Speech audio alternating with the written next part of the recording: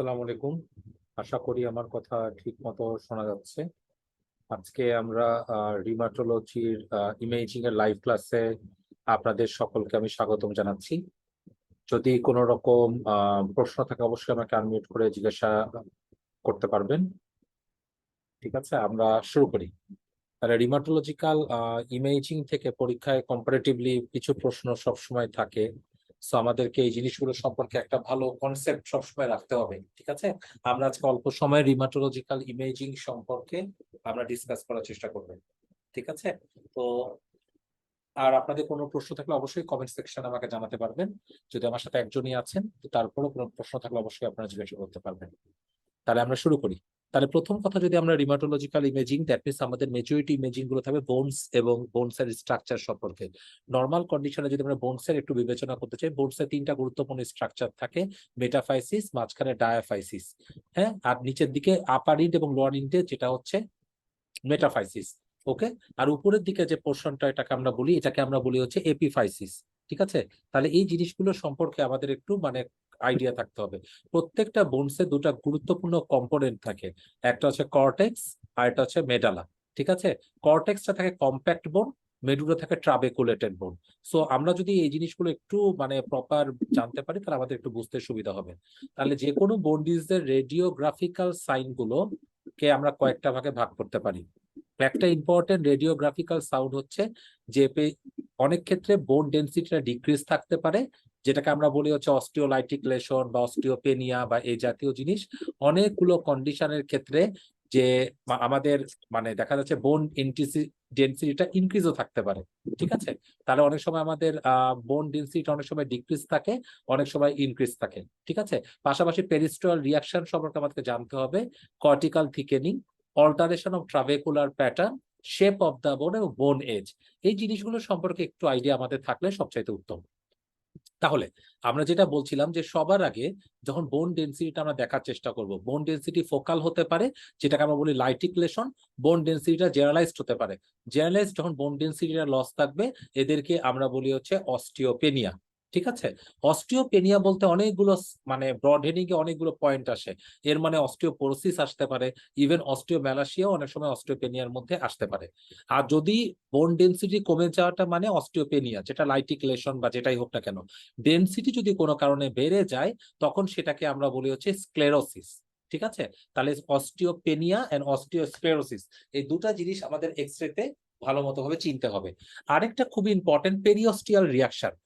কি, অনেক সময় কোনো ডিজিজ, এই ডিজিজ হতে পারে কোনো ইনফ্লামেটরি ডিসঅর্ডার, কোনো ইনফেক্টিভ ডিসঅর্ডার, কোনো ম্যালিগন্যান্ট ডিসঅর্ডার। এই ডিসঅর্ডারের ব্যাকগ্রাউন্ডে বোনসের চারপাশে একটা পেরিওস্টিয়াল লেশন রিয়াকশন হতে পারে। এই পেরিওস্টিয়াল রিয়াকশন গুলো অনেক সময় আমাদেরকে একটা ডিজিজের দিকে ইন্ডিকেট করতে পারে। ওকে, যেমন এখানে আমরা দেখতে পাচ্ছি যে বিভিন্ন রকমের একটা পেরিওস্টিয়াল রিয়াকশন আছে। এই রিয়াকশন গুলো যদি একটু আমরা ভালো মতো দেখি, তাহলে এখানে আমরা দেখতে পাবো কি, দেখেন এখানে একটা বনি অস্টিওলাইটিক লেশন আছে, আর এর চারপাশে দেখেন একটা পেরিওস্টিয়াল একটা এলিভেশন আছে। এবং আরেকটু খেয়াল করে দেখা যায় এই এলিভেশনটা একটু অনিয়ন স্কিনের মতো, পেঁয়াজের খোসার মতো একের পর একটা আহ, আহ, বিস্তৃত। যখন অনিয়ন স্কিন অ্যাপিয়ারেন্স এর মতো টিপিক্যালি লেশন গুলো থাকবে, এটাকে আমরা বলবো এটা কিন্তু একরকম ডিজিজকে ইন্ডিকেট করতে পারে। ওকে, কি ডিজিজ আমরা একটু পরে আসতেছি। এই কন্ডিশনটাতে দেখেন এখানে একটা পেরিওস্টিয়াল একটা এলিভেশনের মতো একটা মার্জিন আছে। ওকে, আর এইখানে একটা দেখেন, এখানে একটা এলিভেশন আছে এবং এলিভেশনটা একটা ট্রায়াঙ্গুলার এলিভেশন আছে। এই ট্রায়াঙ্গুলার এলিভেশনকে আমরা বলি কটম্যানস ট্রায়াঙ্গল। ঠিক আছে, এই প্রত্যেকটা জিনিসগুলো কিন্তু এক একটা ইন্ডিভিজুয়াল ডিসঅর্ডার গুলোকে ইন্ডিকেট করে। ওকে, যদি আমরা প্রথম কন্ডিশনটা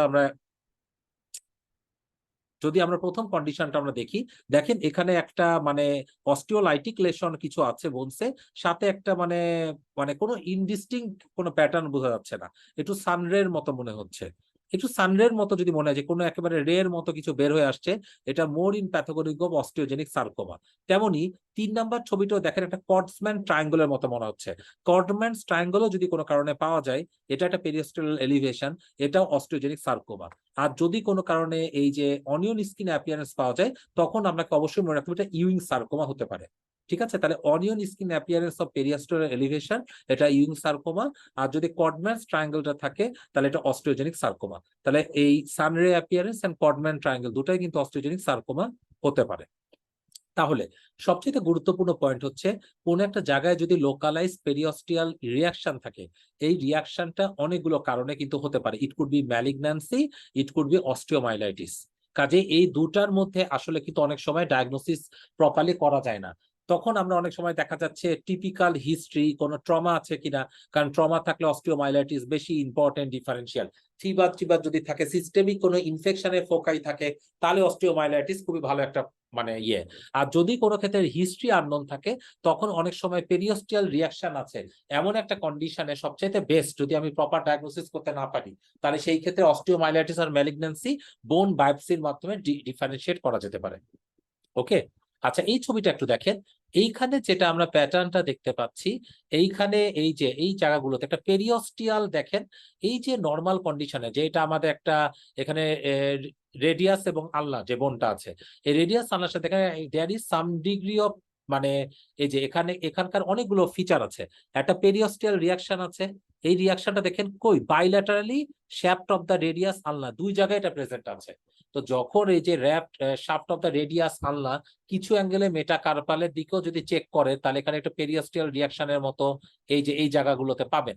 তাহলে যদি এই যে বিশেষ করে একটা ব্রঙ্কোজেনিক ম্যালিগন্যান্সের ব্যাকগ্রাউন্ডে যদি কোনো সময় পেরিওস্টিয়াল রিয়াকশন পান, তাহলে এটা কিন্তু হাইপারট্রফিক পালমোনারি অস্টিওআর্থ্রোপ্যাথি আমাদেরকে অবশ্যই মাথায় রাখতে হবে। ওকে, এটা অনেক সময় রেডিওলজিক্যালি কিন্তু ডায়াগনোসিসটা আমাদের ক্ষেত্রে জানতে পারে। এই পয়েন্টটা আমরা একটু মনে রাখার চেষ্টা করব। আচ্ছা, তেমনি এই ছবিটা একটু আমরা দেখার চেষ্টা করি। এইখানে দেখেন, এখানে কিন্তু একটা obvious there is some degree of osteolytic lesion. তাহলে যদি এখানে কোনো একটা অস্টিওলাইটিক লেশন থাকে, একটু চেক করে দেখেন, এখানে একটা অস্টিওলাইটিক লেশন আছে অবভিয়াসলি, এবং এখানে অ্যাসোসিয়েটেড দেখা যাচ্ছে বোনসটাও প্রপারলি দেখা যাচ্ছে না, জয়েন্ট স্পেসটাও এখানে বেড়ে গেছে।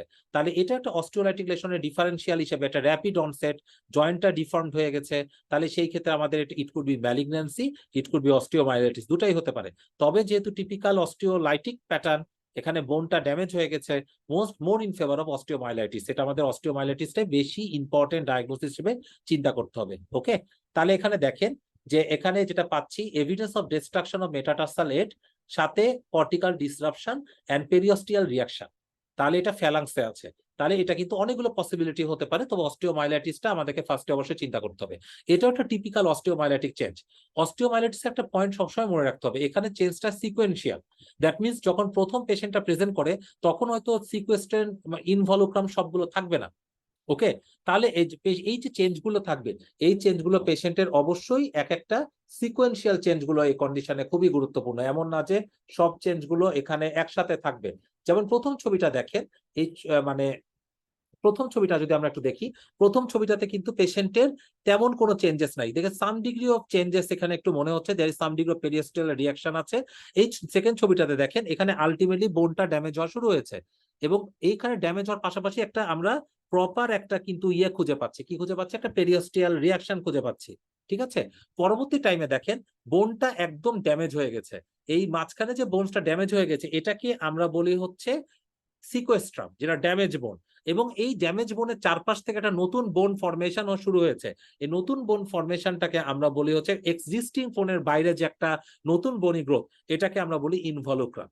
ইনভলুক্রাম যদি এটা ফার্দার লেভেলে পারসিস্ট করে, বা অনেক সময় এখানে একটা অস্টিওলাইটিক লেশন সাথে অ্যাবসেসের মতো থাকে, এটাকে বলে ব্রডিস অ্যাবসেস।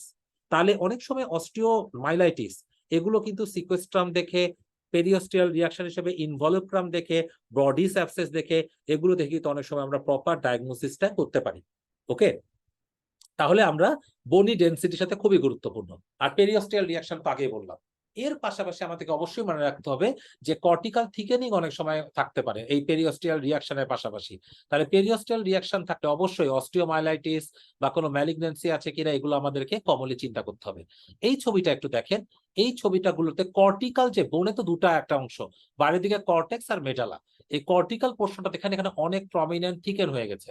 তাহলে কর্টিক্যাল থিকেনিংও কিন্তু একটা ইম্পর্টেন্ট ম্যানিফেস্টেশন, এটা আমাদের একটু মনে রাখতে হবে। ওকে, অল্টারেশন অফ ট্রাবেকুলার প্যাটার্ন মানে কি, আমাদের বোনের যে ভেতরের দিকে যে ট্রাবেকুলা, এই ট্রাবেকুলা দেখে কিন্তু অনেক সময় আমাদেরকে মানে ইম্পর্টেন্ট ক্লু এই কন্ডিশনে দিতে পারে।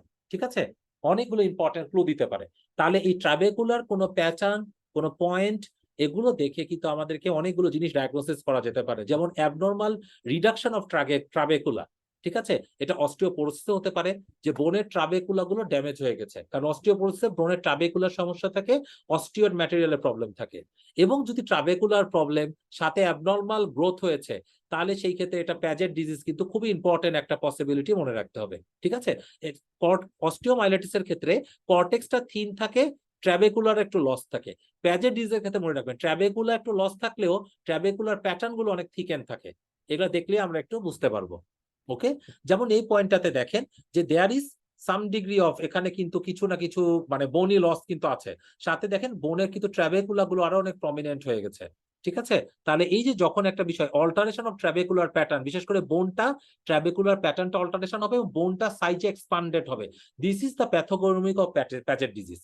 ট্রাবেকুলার অল্টারেশন সাথে বোনটা থিকেনিং, এই দুটো যদি কম্বিনেশনটা একসাথে থাকে, তাহলে অবশ্যই আমাদের এখানে মনে রাখতে হবে Paget disease could be a very good possibility.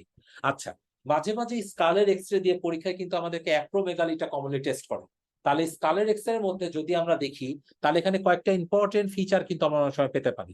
যেমন একটা খুবই কমন ফিচার, এক্সরেটা জীবনে দেয় না, এখানে একটা প্রোগনাথিসম আছে, লোয়ার জটা একটু এক্সাজারেটেড, সাথে বনি ডিমার্কেশন গুলো আরো বেশি প্রমিনেন্ট হয়ে গেছে, একটু প্রমিনেন্ট সুপ্রা অরবিটাল রিজ আছে।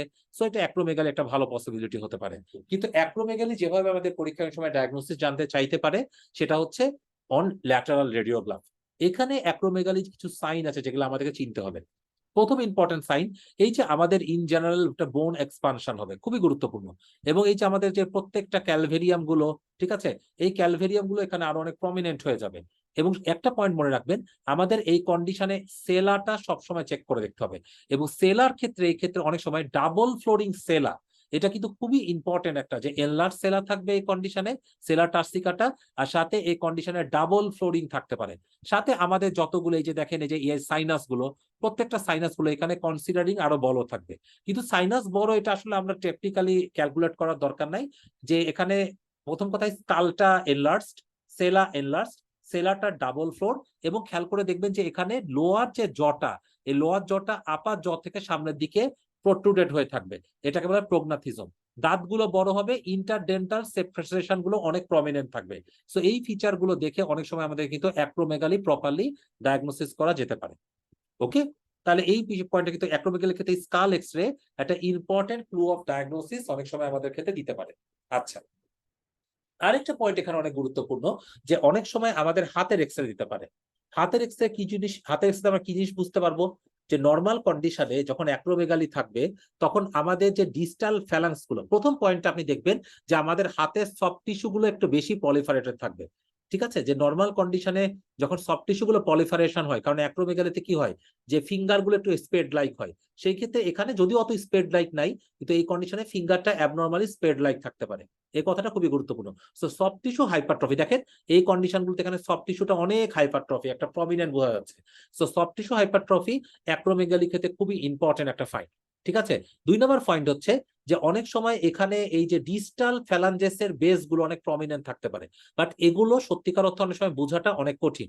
ওকে, বাট এই পয়েন্টগুলো আমাদের একটু অনেক সময় মানে জানতে হবে whenever we are dealing a case of acromegaly। কিন্তু মেজর যে পয়েন্টটা খুবই ইম্পর্টেন্ট, যে আমাদের এই ক্ষেত্রে এই সফট টিস্যু হাইপারট্রফি এবং হচ্ছে অনেক সময় এই টাফটা কিরকম কোনো প্রমিনেন্ট আছে কিনা, এই পয়েন্টগুলো দেখে আমাদেরকে আইডেন্টিফাই করা যেতে পারে। তাহলে অ্যাক্রোমেগালির ক্ষেত্রে কমন যে এক্সরে ফিচারটা থাকতে পারে, সেটা হচ্ছে স্কালের এক্সরে। স্কালের এক্সরে দেখলে আমরা কিন্তু প্রপার একটা ডায়াগনোসিস অনেক সময় করতে পারি। অল্টারেশন অফ বোনেজ, অল্টারেশন অফ বোনেজটাও এই কন্ডিশনে খুবই গুরুত্বপূর্ণ। যে আমরা অনেক সময় দেখা যাচ্ছে যে এই বিশেষ করে একটা প্রশ্ন কিন্তু অনেক সময় দেয়, যে হ্যান্ডের বা রিস্টের এক্সরে একটা মানুষের অরিজিনালি যে বোনি এজটা কতটুকু, বোনি এজ দেখে তার এই স্কেলিটাল যে ম্যাচুরেশন, তারপর তার এজটা কত, এই জিনিসগুলো কিন্তু একটা আইডেন্টিফাই করা যেতে পারে। আলট্রাসোনোগ্রাফি বোন টেন্ডন খুবই ভালো একটা আইডিয়া দেয়। বিশেষ করে দেখা যাচ্ছে আমরা নর্মালি কোনো টেন্ডন রাপচার আছে কিনা, বা কোনো জায়গায় মাসকুলোস্কেলিটাল বা কোনো জায়গায় হেমাটোমা আছে কিনা, এই জিনিসগুলো আইডেন্টিফাই করার জন্য কিন্তু আলট্রাসোনোগ্রাফিটা খুবই ইম্পর্টেন্ট। যেমন এই পেশেন্টের এটা একটা অ্যাকিলিস টেন্ডনের উপরের দিকের ছবি, নিচের ছবিতে দেখেন there is a some degree of target lesion, এখানে একটা হাইপোইকুইক এরিয়া দেখা যাচ্ছে। সো প্রবাবলি এখানে কোনো একটা হেমাটোমা আছে। অ্যাকিলিস টেন্ডনের মধ্যে যদি কোনো হেমাটোমা থাকে, there could be chances of rupture. আচ্ছা, তেমনই আরেকটা জিনিস খুব important, radio nuclide bone scan. Radio nuclide bone স্ক্যানের উদ্দেশ্য কি, যে আমাদের নর্মালি বোনের মধ্যে যেগুলো ওভার মানে যেগুলো হাইপার অ্যাক্টিভ, যেগুলো গ্রোথ হচ্ছে, যেগুলো মেটাবলিক অ্যাক্টিভিটি বেশি, সেই জায়গাগুলোতে ইনক্রিজ টেসার আপটেক থাকে। একটা কথা মনে রাখবেন, বাচ্চাদের ক্ষেত্রে যেহেতু তখন ম্যাচুরেশন তখন হতে পারে, এই জন্য প্রত্যেকটা মেটাফাইশিয়াল যে গ্রোথ প্লেট গুলোতে বা গ্রোথ প্লেট গুলোতে there is uptake. In case of children তো এটা কিন্তু বিনাইন, এটা কিন্তু ফিজিওলজিক্যাল, এটা হবেই। ওকে, তো অ্যাডাল্টের ক্ষেত্রে যদি এরকম একটা অ্যাবনর্মাল অ্যাটেক কোনো জায়গায় যদি স্কেলিটাল কোনো একটা অংশে পাওয়া যায়, there could be high risk of malignancy. Okay, তাহলে সিটি স্ক্যান অনেকগুলো ভালো আইডিয়া দেখে। যেমন অনেক সময় আমরা স্পাইন, পেলভিস, হিপ, এক্ষেত্রে পেন ফিল্মটা ভালো আইডিয়া করতে পারছি না, এমন একটা কন্ডিশন যেখানে আমি বোনস গুলো ভালো বুঝতে চাইবো, তখন আসলে বোনের কোনো টিউমার ভালো বোঝার জন্য এই সিটি স্ক্যান কিন্তু খুবই ইম্পর্টেন্ট একটা ক্লু বের করতে পারে। আর ধরেন এমন একটা কন্ডিশন যেখানে এমআরআই আপনি করতে পারছেন না, সেই ক্ষেত্রে সিটি স্ক্যানও কিন্তু একটা ভালো আইডেন্টিফিকেশন আমাদেরকে দিতে পারে। ওকে, তেমনই এমআরআই। এমআরআই আমরা জানি যে স্পাইনাল কর্ডের হার্নিয়েশন, এর পাশাপাশি কোনো বনি টিউমার আছে কিনা, বা soft tissue growth in case of lymphoma বা মাইলোমা, অস্টিওমাইলাইটিস আছে কিনা, ইভেন স্যাক্রোয়াইলাইটিস আছে কিনা, বা অ্যাভাসকুলার নেক্রোসিস আছে কিনা, এই জিনিসগুলোর মধ্যে বোনসটা খুবই ইম্পর্টেন্ট এমআরআই। ওকে, এইটা দেখেন এই ছবিটাতে, এটা কিন্তু টিপিক্যাল একটা সিটি স্ক্যানের ছবি। কিভাবে বুঝলাম সিটি স্ক্যান? সফট টিস্যু গুলো ভালো বোঝা যাচ্ছে না, বোনস গুলো খুবই প্রমিনেন্ট। তাহলে দেখেন এই পেশেন্টের কিন্তু এরকম একটা সিটি স্ক্যান থেকে অনেক আইডেন্টিফিকেশন ক্লু বের করা যেতে পারে। There is some degree of মানে ইনভলভমেন্ট ইন দ্য লাংস, লাংসে কোনো না কিছু দেয়ার ইজ একটা গ্রোথ আছে। মেন কথা হচ্ছে এটা, এটা পুরোপুরি লাং ভিউ না, একটা মিডিয়াস্টেনাল ভিউতেই একটা গ্রোথ আসছে। সেকেন্ড ইস্যু দেখেন, এখানে মাল্টিপল জায়গায় একটা এই জায়গাটাতে একটা কম্প্রেশনের মতো মনে হচ্ছে। তো এরকম একটা কন্ডিশনে অবশ্যই আমাকে ব্রঙ্কিয়াল ম্যালিগন্যান্সির সাথে কোনো বনি মেটাস্ট্যাসিস আছে কিনা আমাদেরকে মাথায় রাখতে হবে। ওকে, এইটাও দেখেন, এখানে একটা কম্প্রেশন ফ্র্যাকচার আছে, একদম মানে ডিস্কের চাইতে ভার্টিবাল বডিটা একদম 12টা বেজে গেছে। তখন এই কন্ডিশনে আমাদেরকে কিন্তু দেয়ার কুড বি বনি metastasis, could be a very good possibility. আচ্ছা, লোকালাইজ বোন লেশন, এটাতে আমরা এখন মেন টপিকের মধ্যে ঢুকছি। লোকালাইজ বোন লেশনটা আমাদের জন্য বোঝাটা খুবই দরকার। লোকালাইজ বোন লেশন বলতে কি, ওই যে একই জিনিস, যখন কোন একটা লেশন থাকতে হবে, লেশনের মধ্যে আমাকে দেখতে হবে যে লেশনটা ওয়েল ডিমার্কেটেড কিনা। ঠিক আছে, যদি আমি দেখা যাচ্ছে একটা বোন লেশন পেলাম, একটা বোন লেশন আছে, কিন্তু বোন লেশনের চারপাশের মার্জিনটা একদম খুবই ওয়েল ডিমার্কেটেড, ঠিক আছে, তাহলে ওয়েল ডিমার্কেটেড থাকলে আমাকে চিন্তা করতে হবে লেশনটা মোস্ট লাইকলি বিনাইন। যদি এটা বোন ইলেশন থাকে কিন্তু এই বোন ইলেশনের চারপাশের মার্জিনটা ইরেগুলার মানে ওয়েল ডিমার্কেটেড না, তখন আমাকে চিন্তা করতে হবে এই লেশনটা কুড বি অ্যাগ্রেসিভ। তাহলে অ্যাগ্রেসিভ লেশনের ডিফারেন্সিয়াল দুইটা, আমি বারবার বলছিলাম, একটা হচ্ছে ইনফেকশন আর একটা হচ্ছে ইনফেকশনের মধ্যে মেইনলি অস্টিওমাইলাইটিস, আর 2 নাম্বার হচ্ছে ম্যালিগন্যান্সি। ম্যালিগন্যান্সি হতে পারে প্রাইমারি, ম্যালিগন্যান্সি হতে পারে মেটাস্ট্যাসিস। ঠিক আছে, যেমন দেখেন এই জিনিসটা, এই লেশনটার ক্ষেত্রে আমরা কি পাচ্ছি, there is a well demarcated লেশনের মতো মনে হচ্ছে, কিন্তু এখানে কোনো অল্টারেশন পাচ্ছে না, কোনো পেরিওস্টিয়াল রিঅ্যাকশনও এই কন্ডিশনের মধ্যে খুঁজে পাচ্ছেন না। ঠিক আছে, তাহলে এটা বিনাইন লেশন। ফাইবাস কর্টিক্যাল ডিফেক্ট হতে পারে, বাট এটা একটা বিনাইন লেশন, যেটা হচ্ছে মোস্ট ইম্পর্টেন্ট কথা। কিন্তু এই লেশনটা দেখেন, এই লেশনটার ক্যাটাগরি দেখেন যে মার্জিনটা একদম, রিমটা পুরা ক্লিয়ার, কিন্তু এখানে রিমটা ইল ডিফাইন্ড। ঠিক আছে, একটু পেরিওস্টিয়াল এখানে সাম ডিগ্রি অফ থিকেনিং আছে, পেরিওস্টাল একটু হালকা রিয়াকশন প্লাস মাইনাস এখানে বলা যেতে পারে, এখানে সাম ডিগ্রি অফ পেরিওস্টাল রিয়াকশন থাকতে পারে। তাহলে যদি এরকম কোনো কন্ডিশন থাকে, তাহলে এই ক্ষেত্রে অবশ্যই আমাদেরকে ম্যালিগন্যান্সি কথাটা মাথায় রাখতে হবে। So it could be malignancy or it could be infection. এই দুটো কন্ডিশনের মধ্যে কিন্তু অনেক সময় আমরা বলেছি যে পেশেন্টের সিকোয়েন্স অফ সিমটম, হিস্ট্রি, আর অনেক সময় বায়োপসি, এটা ছাড়া কিন্তু অ্যাপ্রোপ্রিয়েটলি ডায়াগনোসিস করা যায় না। ওকে, তাহলে মানে ভাইয়া অস্টিওলাইটিক লেশন। হ্যাঁ বলো। ভাইয়া পেরিওস্টাল রিয়াকশনটা এই জিনিসটা কি ভাইয়া, এটা একটু বলবেন কাইন্ডলি? আচ্ছা, যখন একটা হয় নর্মাল কন্ডিশনে, একটা বোনের যখন মানে ইনভলভমেন্ট থাকে, বোনের সাথে করেসপন্ডিং পেরিওস্টিয়ামে কিন্তু কিছু সাম ডিগ্রি অফ ইনভলভমেন্ট পাওয়া যায়। এই ইনভলভমেন্ট অনেকগুলো কারণে হতে পারে, could be infection, could be malignancy. যেমন দেখেন এই কন্ডিশন গুলোতে প্রত্যেকটাতে there is some degree of, এটা একটা বোনসের সাথে এটা একটা এখানে তো পেরিওস্টিয়াম থাকার কথা, এটা সফট টিস্যু। এখানে দেখেন পেরিওস্টিয়ামে there is some degree of reaction, এখানে দেখেন পেরিওস্টেমে there is some degree of reaction, এখানে পেরিওস্টেমে সাম ডিগ্রি অফ রিয়াকশন। তাহলে অনেক সময় ইনফেকশন এবং ম্যালিগন্যান্সি এরকম কন্ডিশন গুলোতে পেরিওস্টিয়ামে সাম ডিগ্রি অফ রিয়াকশন থাকে, এবং এই রিয়াকশনের প্যাটার্ন দেখে আমরা কিন্তু অনেক সময় রোগগুলোকে ডায়াগনোসিস করতে পারি। রিয়াকশন সানরে যদি অ্যাপিয়ারেন্স থাকে, অস্টিওজেনিক সার্কোমা, এখানে দেখেন পেঁয়াজের খোসার মতো মনে হচ্ছে, তাহলে যদি অনিয়ন স্কিন অ্যাপিয়ারেন্স থাকে, তাহলে it could be Ewing sarcoma. আর যদি এখানে একটা ট্রায়াঙ্গেলের মতো থাকছে, বলে কটম্যানস ট্রায়াঙ্গেল, কডম্যান ট্রায়াঙ্গেল, সাথে দেখেন বোনের ট্রাবেকুলাম আর হচ্ছে ইয়েতে মানে কর্টেক্সের ভেতরেও কিন্তু একদম ইয়ের মধ্যেও চেঞ্জেস আছে, তাহলে এটাকে কডম্যান ট্রায়াঙ্গলের reaction. It could be also osteogenic sarcoma. But main কথা হচ্ছে এটা যে এটিটা তো খুবই প্যাথোগনমিক। মেন কথা হচ্ছে এটা যে এই সকল পেরিওস্টিয়াল রিয়াকশন, এই যে রিয়াকশন প্যাটার্ন অফ রিয়াকশন, এই রিয়াকশনের প্যাটার্ন গুলো দেখে কিন্তু আমরা অনেক সময় একটা ডিজিজকে ডায়াগনোসিস করতে পারি। ওকে, পার্টিকুলারলি যে কোনো ম্যালিগনেন্সি, বোন টিউমার, আর অনেক সময় দেখা যায় ইনফেকশন, অস্টিওমাইলাইটিস, এগুলো থেকে একটা ভালো ইমপ্লিকেশন আমাদেরকে দিতে পারে। ওকে, আচ্ছা, তাহলে আমরা দেখি যে অস্টিওলাইটিক লেশন, অনেক সময় বোনসে কিন্তু এরকম লোকালাইজড অস্টিওলাইটিক লেশন হতে পারে। এই লেশনটা হতে পারে মেটাস্ট্যাসিসের জন্য। এই লেশনটা অনেক সময় হইতে পারে যে দেখা যাচ্ছে মাল্টিপল মায়োলেমা বা অন্যান্য কন্ডিশন, সেটার জন্য। ইভেন অনেক সময় ল্যাঙ্গারহ্যানসেন হিস্টিওসাইটোসিস, এটাও কিন্তু লোকালাইজড অস্টিওলাইটিক লেশন করতে পারে। ওকে, ইভেন মাল্টিপল মায়োলেমার কিছু কিছু কন্ডিশন থাকে যেখানে শুধুমাত্র প্লাজমা সাইটোমা নামে একটা কন্ডিশন থাকে, এটাও কিন্তু লোকালাইজড কিন্তু অস্টিওলাইটিক লেশন কিন্তু অনেক সময় থাকতে পারে।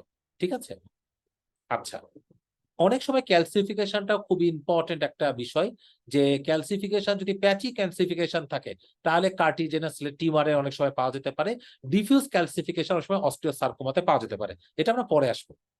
ঠিক আছে, আরেকটা খুবই গুরুত্বপূর্ণ পয়েন্ট, অনেক সময় টিউমার থাকতে পারে যে টিউমার গুলো দেখা যাচ্ছে মাল্টিপল সিস্টের মতো। দেখেন এখানে একটা বোনসের মধ্যে অনেকগুলো সিস্টের মতো একটা আছে, যখন র্যাপিডলি এক্সপানশন, এবং দেখছেন যে বোনসের নর্মাল যে স্ট্রাকচারটা থাকার কথা ছিল সেই স্ট্রাকচারটাকে এক্সপানশন করে ফেলেছে এই টিউমারটা কিছু অংশে।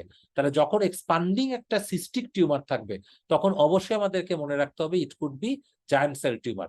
তাহলে র্যাপিডলি এক্সপান্ডিং কোন সিস্ট আছে, সিস্টিক লেশন উইথ অস্টিওলাইটিক, যেখানে থিনিং অফ কর্টেক্স আছে, আর্টিকুলার রিজনে খুব ইম্পর্টেন্ট, আর্টিকুলার পজিশনের সাথে, তাহলে it could B giant cell tumour. তাহলে এটা একটু মনে রাখতে হবে। এটা লোকাল ইনভেসিভ বাট খুবই লেয়ারলি মেটাস্টাসাইজ করে। রিস্ট আর নি, এটা খুবই ইম্পর্টেন্ট। এই টিউমারের অস্তিত্ব শুধু দুই জায়গায়, রিস্টে পাবেন আর নিতে পাবেন, যেমন এটা নি জয়েন্টের মধ্যে আছে।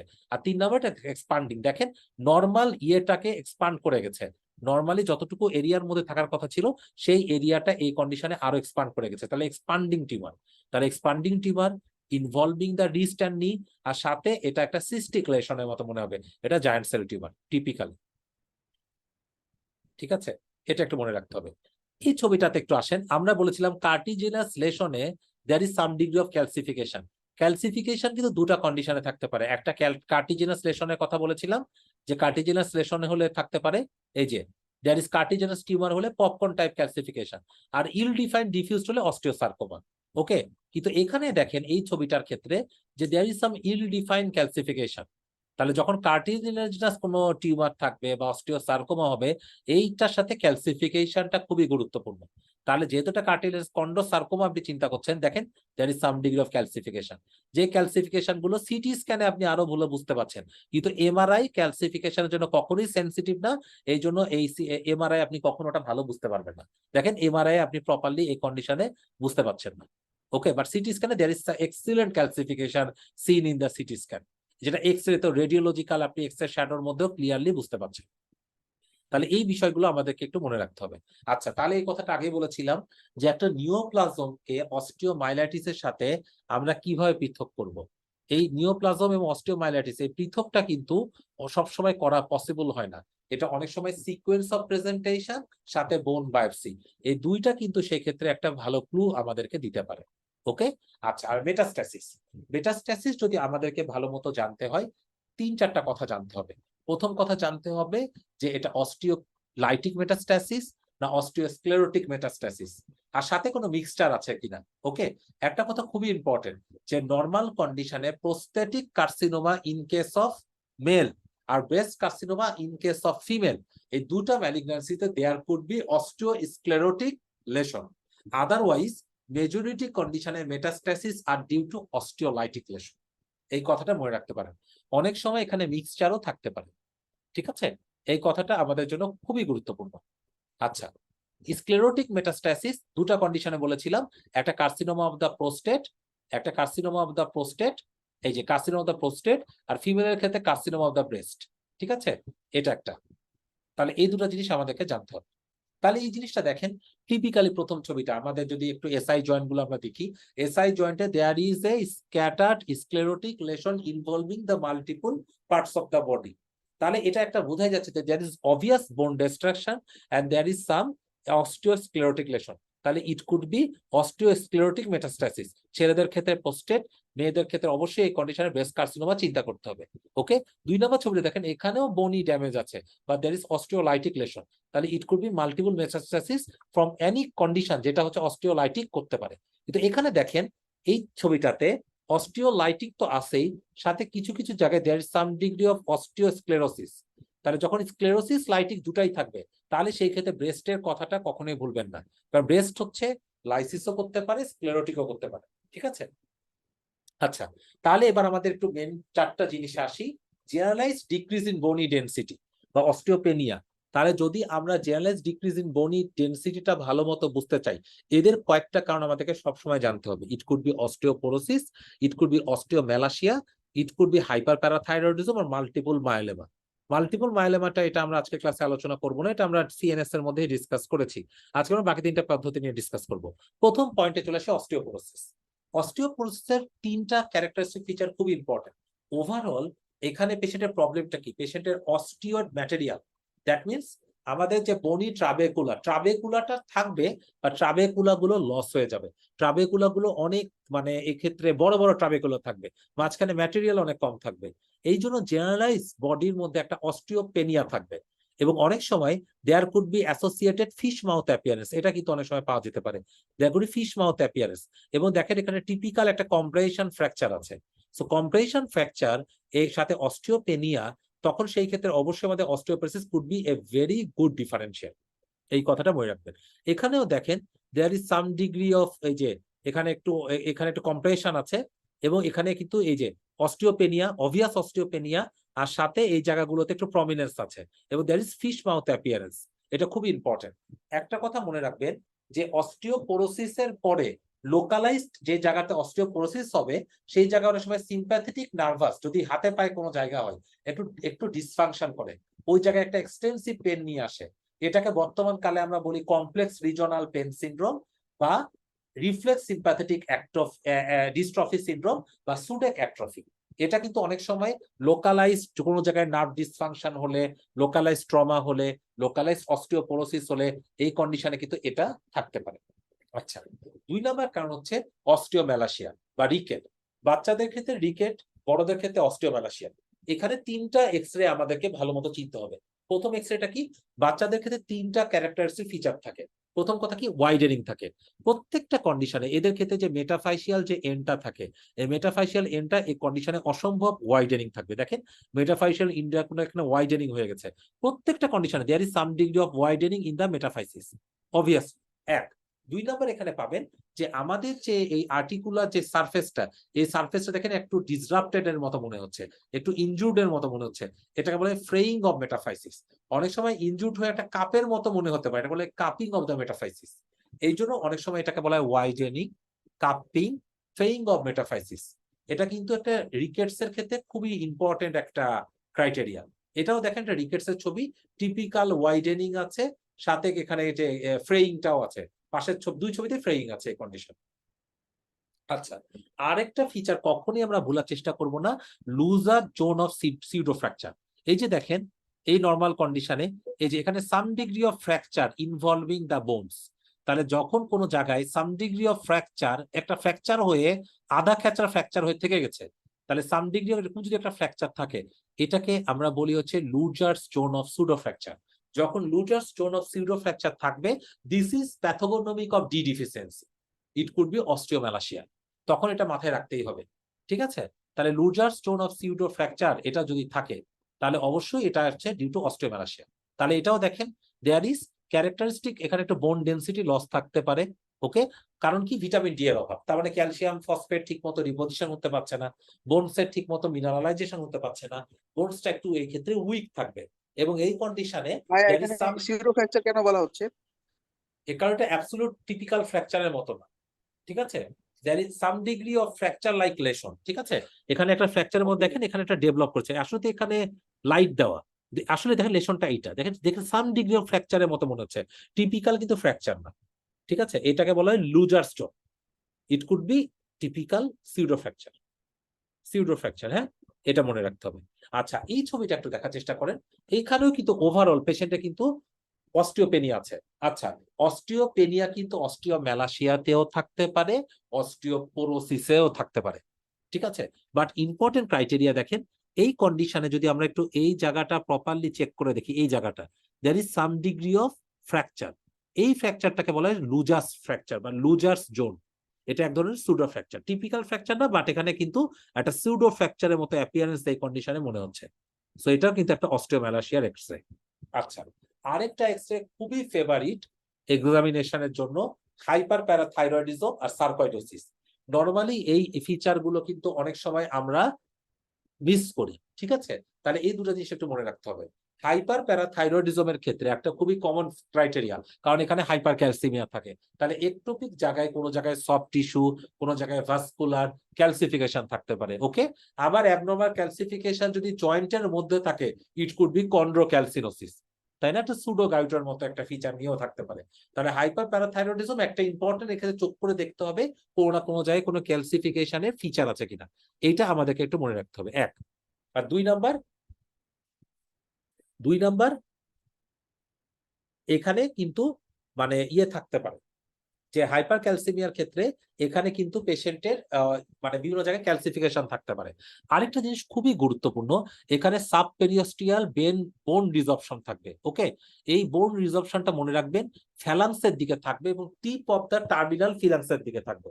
টার্মিনাল ফ্যালাংসের দিকে, এখানে টিপ অফ দা টার্মিনাল ফ্যালাংসে, এখানে টিপিক্যাল, হ্যাঁ আচ্ছা আমি বলছি, টিপ অফ দা টার্মিনাল ফ্যালাংস, এখানে টিপিক্যাল একটা বোন রিজর্পশন থাকবে। তাহলে আমরা যদি একটু ছবিটা দেখি, দেখেন এই ছবিটা একটু কাইন্ডলি মানে একদম অ্যাবসলিউটলি আমরা যদি একটু ভালো মতো দেখার চেষ্টা করি, এখানে দেখেন এখানে কোনো ক্যালসিফিকেশন নাই, বাট এখানে এই যে ডিস্টাল ফ্যালাংসের দিকগুলোতে চিন্তা করে দেখেন, এখানে সাম ডিগ্রি অফ বোন, এখানে রিঅ্যাবজর্পশন আছে ডিস্টাল ফ্যালাংসে, বোন রিঅ্যাবজর্পশন, সরি, এখানেও দেখেন বোন, এই যে এই পয়েন্টগুলোতে দ্যার ইজ বোন রিঅ্যাবজর্পশন, দেয়ার ইজ বোন রিঅ্যাবজর্পশন। যদি এরকম টিপিক্যাল একটা ফিচার কোনো ক্ষেত্রে আমরা অস্তিত্ব খুঁজে পাই, তাহলে এই কন্ডিশনে অবশ্যই আমাদেরকে ইট কুড বি হাইপার প্যারাথাইরয়েডিজম মনে রাখতে হবে, কারণ হাইপার প্যারাথাইরয়েডিজমে এরকম সাবটেরেস্ট্রিয়াল বোন রিঅ্যাবজর্পশন এই ফিচারটা খুবই কমন। দেখেন এখানে কিন্তু টিপিক্যাল একটা বোন রিঅ্যাবজর্পশনের মতো ফিচার এই প্রত্যেকটা ছবিতে আছে। So it could be hyper parathyroidism. এখানেও দেখেন, এখানেও কিন্তু পেশেন্টের সাম ডিগ্রি অফ আছে, দেয়ার ইজ এই যে subperiosteal bone resorption in the radial surface of the distal মানে ফ্যালাংস গুলোতে। ওকে, আচ্ছা, আরেকটা জিনিস পরীক্ষার জন্য খুবই গুরুত্বপূর্ণ, নাম হচ্ছে রাগার জার্সি সাইন বা রাগার জার্সি স্পাইন। এটা কোথায় পাওয়া যায়? টিপিক্যালি পাওয়া যায় রেনাল অস্টিওডিস্ট্রফিতে, কারণ আমরা জানি মানে আসলে পাওয়া যায় হাইপার প্যারাথাইরয়েডিজমে আর রেনাল অস্টিওডিস্ট্রফিতে সেকেন্ডারি বা টারশিয়ারি যখন হাইপার প্যারাথাইরয়েডিজম হয়, তখন পেশেন্টের abnormal there is some degree of calcification involving the, দেখেন এখানে আপার এরিয়াতেও ক্যালসিফিকেশন আছে, লোয়ার এরিয়াতেও ক্যালসিফিকেশন আছে, দেখেন দেয়ার ইজ সাম ডিগ্রি মানে overall osteolysis, but there is এই যে increase sclerosis in upper and lower body. ঠিক আছে, বডির আপার এন্ড লোয়ার, এটাকে আমরা বলি হচ্ছে রাগার জার্সি স্পাইন। একটা জার্সির মতো মনে হয়, যে টিপিআর জার্সির মতো। এটাও দেখেন আপার এবং লোয়ার মানে অংশে there is some degree of sclerosis. তো এটা হচ্ছে রাগার জার্সি স্পাইন, এটা একটু মনে রাখতে হবে। আচ্ছা, অনেক সময় কিছু কিছু কন্ডিশন গুলোতে there is high degree of bone formation. ঠিক আছে, there is high degree of bone formation due to, কেন? কারণ বোন এখানে ফরমেশন হয়, বাট এখানে বোনস আর কোনো ক্ষেত্রে ডিগ্রেডেশন হয় না। ঠিক আছে, এইটা আমাদের একটু মনে রাখতে হবে। এরকম কেন ডিগ্রেডেশন হয় না? বিকজ এই কন্ডিশনে অস্টিওক্লাস্ট গুলো থাকে না, অস্টিওক্লাস্ট গুলো কাজ করতে পারে না, তখন দেয়ার ইজ বোন গুলো খুবই প্রমিনেন্টলি বোঝা যায়, এটাকে আমরা বলে অস্টিওপেট্রোসিস। ঠিক আছে, এখানে দেখেন বোনসে ডেনসিটিটা অসম্ভব বেড়ে গেছে, বাট কিন্তু মানে এখানে বোনের যে নরমালি যে ট্রাবেকুলা গুলো দেখা দরকার, কর্টেক্স এর পরে যে মেডালা গুলো দেখা দরকার, এই জিনিসগুলো একদম ক্লিয়ার কাট বুঝতে পারছেন না, because there is high degree of মানে জেনারেলাইজড বোন ডেনসিটি ইনক্রিজড। ঠিক আছে, এখানে যেমন পায়ের ছবিটা দেখেন, এই কন্ডিশনেও কিন্তু পেশেন্টের বোন ডেনসিটিটা জেনারেলাইজড এই কন্ডিশনে দেখেন ইনক্রিজড হয়ে গেছে এখানে। এটা একটা নরমাল, দেখেন নরমাল ইয়েগুলো এরকম থাকার, ফুট এরকম থাকার কথা, বাট এখানে ফুটটা এখানে অনেক প্রমিনেন্ট হয়ে গেছে। ঠিক আছে, সো দিজ আর কল অস্টিওপেট্রোসিস।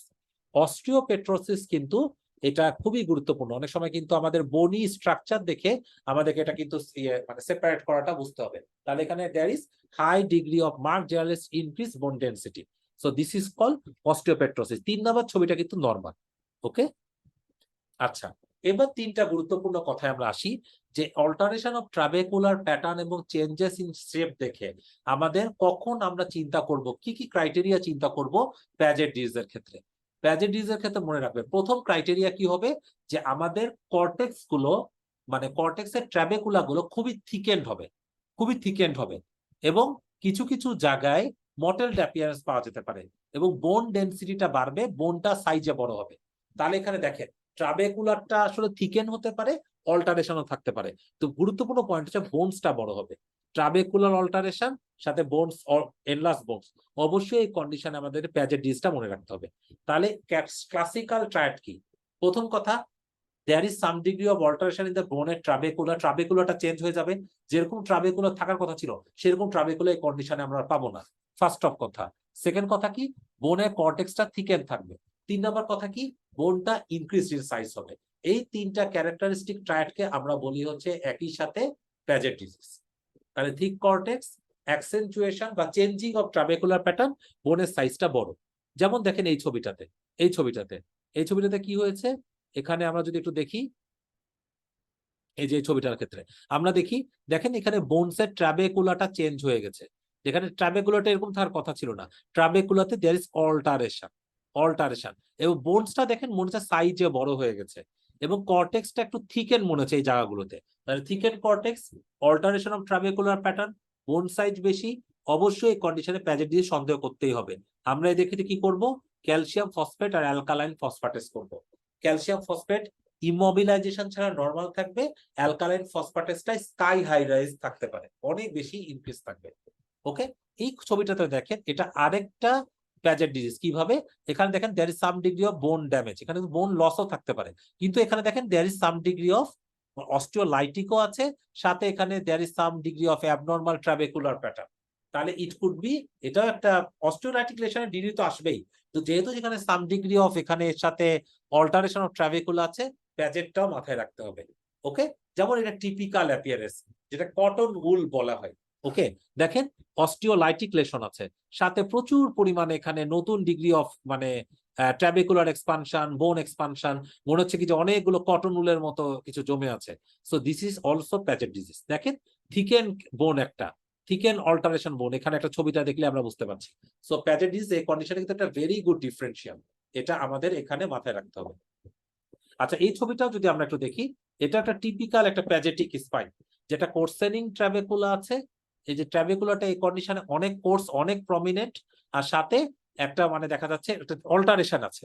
তাহলে যখনই কোনো কন্ডিশনে ট্রাবেকুলাটা চেঞ্জ হয়ে যাবে, নর্মালি তো ট্রাবেকুলা এরকম থাকার কথা না, ট্রাবেকুলাটা চেঞ্জ হয়ে যাবে, তখন অবশ্যই আমাদেরকে একটা প্যাজেটসটা মাথায় রাখতে হবে। ওকে, এটাও দেখা একটা প্যাজেটস এর টিপিক্যাল একটা ফিচার, মানে কি পাচ্ছেন, দেয়ার ইজ সাম বোনটা এক্সপান্ডেড করে গেছে অবভিয়াসলি, পাশাপাশি দেখেন ট্রাবেকুলাটা এই কন্ডিশনে থিকেন্ড। ওকে, অল্টারেশন আছে, কর্টেক্সটা থিকেন, বোনটা এক্সপান্ডেড, ট্রাবেকুলার অল্টারেশন, ট্রাবেকুলারটা কিছু জায়গায় কালো, কিছু জায়গায় সাদা, কর্টেক্সটা থিকেন হয়ে গেছে, বোনটা এক্সপান্ড হয়ে গেছে, অবশ্যই এই কন্ডিশনে আমাদেরকে মনে রাখতে হবে প্যাজেট ডিজিজ। ঠিক আছে, প্যাজেট ডিজিজে কিন্তু ব্যানানা শেপ ফ্র্যাকচার হতে পারে। ওকে, অনেক সময় দেখেন bowing of the tibia, typically টিবিয়াটা দেখেন বইয়ের মতো বেঁকে গেছে, তো এটাকে বলে, দেখেন এখানেও বোয়িং অফ দ্য টিবিয়া আছে। তাহলে বোয়িং অফ দ্য টিবিয়া আছে, বোনটা এক্সপান্ডেড দেখেন এই কন্ডিশনেও, আর সাথে there is some degree of alteration of trabecula with thicken cortex. তাহলে এটা কিন্তু প্যাজেটের খুবই ভালো একটা পসিবিলিটি। আর প্যাজেটের সাথে যখনই বোনে একটা গ্রস অল্টারেশন পাবেন, অস্টিওলাইটিক পাবেন, চিন্তা করে দেখবেন যে অস্টিওসার্কোমা ডেভেলপ করেছে কিনা, কারণ এখানে 3 নাম্বার যে ছবিটা আমরা এখানে দেখতে পাচ্ছি, এখানে কিন্তু অস্টিওসার্কোমা হয়ে গেছে প্যাজেটের কারণে, এটা একটু বেশি কঠিন অবশ্য। আচ্ছা, এই ছবিটা একটু গুরুত্বপূর্ণ, এটাও দেখেন, এটার নাম হচ্ছে ট্যাম ও শান্টার মানে সাইন। ট্যাম ও শান্টার সাইনটা কি, এটা দেখেন এখানে একটা হ্যাট পড়েছে, যে হ্যাটের উপরের দিকে there is some degree of alteration, মানে হ্যাটটা দেখেন এরকম, মাঝখানে একটা গর্তের মতো আছে, এরকম একটা হ্যাট। তাহলে এক্ষেত্রে মাথার স্কালটাও এরকম একটা হ্যাটের মতো থাকতে পারে, মানে ট্যাম ও শ্যান্টার যে হ্যাটের যে প্যাটার্ন, এই প্যাটার্নের মতো এই জায়গাগুলো ফুলে থাকতে পারে, এরকম একটা প্যাটার্নের হ্যাট পেশেন্টের থাকতে পারে। This is also a Pagetic skull. Okay, এটা যে টিপিক্যাল আসলে ট্যাম ও শ্যান্টার সাইন এই ছবিটা। টিপিক্যাল, কারণ কি দেখেন এই কন্ডিশনে এখানে আরেক ডিগ্রি এলিভেশন আছে, এখানে একটা হ্যাটের এলিভেশনের মতো মনে হচ্ছে, সাথে একদম পেশেন্টে দেখেন বোন এক্সপান্ড করেছে। ফার্স্ট অফ অল এটা প্যাজেট ডিজিজ অফ দ্য স্কাল, কারণ কি বোনটা এক্সপান্ড করেছে এখানে ফার্স্ট অফ পয়েন্ট। 2 নাম্বার দেখেন বোনের কিছু জায়গায় ট্রাবেকুলার প্যাটার্নটা অল্ট আউট হয়ে গেছে এবং there is some degree of cortical expansion. তাহলে এই ফিচারটাও টিপিক্যাল প্যাজেটিক স্কালের। আচ্ছা, অনেক সময় এটাকে বলে মায়োস্ক্লেরোসিস, এটা পাওয়া যায় মাইলোফাইব্রোসিস, এটা আমি দেখাতে চাচ্ছি। সার্কয়েডোসিস, সার্কয়েডোসিস কিন্তু অনেকভাবে বোনসকে ধরতে পারে। আমরা জানি সার্কয়েডোসিসের একটা কমন প্রেজেন্টেশন বাইল্যাটারাল হাইলার লিম্ফানোপ্যাথি। তো যে জিনিসটা আমাদের সবসময় মনে রাখতে হবে, এটা কিন্তু অনেক সময় বোনসের সিস্ট আকারে প্রেজেন্ট করতে পারে। তো সাথে অন্যান্য ফিচার অফ সার্কয়েডোসিস অবশ্যই বুঝতে হবে। তাহলে একটা বোনি ডিস্ট্রাকশন আছে, বোনসের সিস্টের মতো আছে, তাহলে এই কন্ডিশনের sarcoidosis could be a very good differential. দেখেন এরকম ছবি আমরা কিসে কিসে দেখেছিলাম, যেখানে জয়েন্ট স্পেসে কোনো সমস্যা নাই। এরকম ছবি একটা আমরা দেখেছিলাম পেশেন্টের হাইপার প্যারাথাইরয়েডিজমে, তাই না? আমরা দেখেছিলাম। আর এখানে দেখেন দেয়ার ইজ, এই যে এই কন্ডিশন, প্রত্যেকটা এই কন্ডিশনে দেখেন দেয়ার ইজ বোন সিস্ট। যখনই এখানে এই যে এই আর্টিকুলার সারফেসে দেয়ার ইজ এই বোন সিস্ট গুলো পাবেন, এই যে দেখেন টিপিক্যাল বোন সিস্ট, টিপিক্যাল বোন সিস্ট, অবশ্যই এই কন্ডিশনে আমাদেরকে মনে রাখতে হবে, সার্কয়েডোসিস মনে রাখতে হবে। ঠিক আছে? আচ্ছা, নর্মাল নি জয়েন্ট আমাদের জন্য গুরুত্বপূর্ণ কেন? কারণ নর্মাল নি জয়েন্ট থেকে কিন্তু আমাদেরকে অ্যাবনর্মাল প্যাটার্ন গুলো বুঝতে হবে, তাই না? কারণ নর্মাল নি জয়েন্টের প্রত্যেকটার একটা আর্টিকুলার কর্টেক্স থাকে, কার্টিলেজ থাকে এবং জয়েন্ট স্পেসটা মানে নর্মাল কন্ডিশনে একটা প্রেজেন্ট থাকে।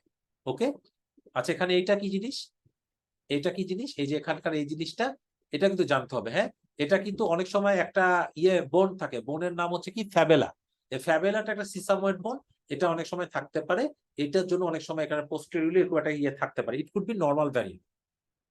আচ্ছা, তাহলে যে জিনিসটা আমাদেরকে জানতে হবে নি জয়েন্টের ক্ষেত্রে, অবশ্যই নি জয়েন্টের মাঝখানে কোন রকম কন্ড্রোক্যালসিনোসিস আছে কিনা এটা আমাদেরকে দেখাটা ম্যান্ডেটরি।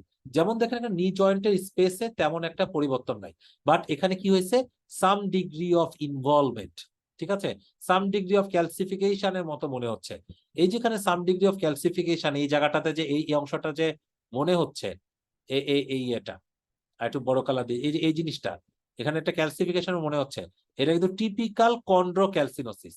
কন্ড্রোক্যালসিনোসিস যখনই থাকে ইট ইজ প্যাথোগনোমিক অফ সুডোগাউট। ঠিক আছে, এটা একদম সিউডোগাউটের জন্য একদম ক্লোজ সম্পত্তি। এখন সিউডোগাউটের অন্যান্য কারণ হিসেবে সবার আগে আমাদেরকে দুটা কন্ডিশন চেক করে দেখতে হবে, একটা কোনো হেমোক্রোমাটোসিস আছে কিনা, পেশেন্টের কোন রকম কি বলে হাইপার প্যারাথাইরয়েডিজম আছে কিনা। ঠিক আছে, ইভেন পেশেন্টের অনেক সময় উইলসন ডিজিজ, এগুলো কিন্তু আমাদেরকে চিন্তা করে দেখতে হবে অ্যাজ এ কজ অফ সুডোগাউটের।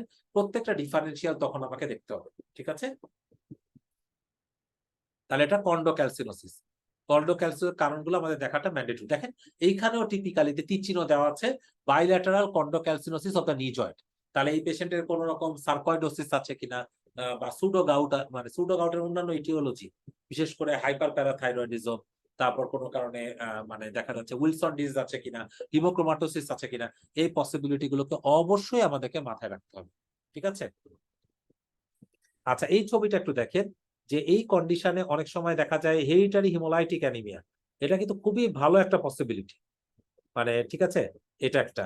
তাহলে হেরিডিটারি হিমোলাইটিক অ্যানিমিয়ার ক্ষেত্রে অনেক সময় আমাদের স্কালের সেটা খুবই ইম্পর্টেন্ট, যেমন এখানে widening coarsening of the diploic space দেখতে পাওয়া যায়, তাই না?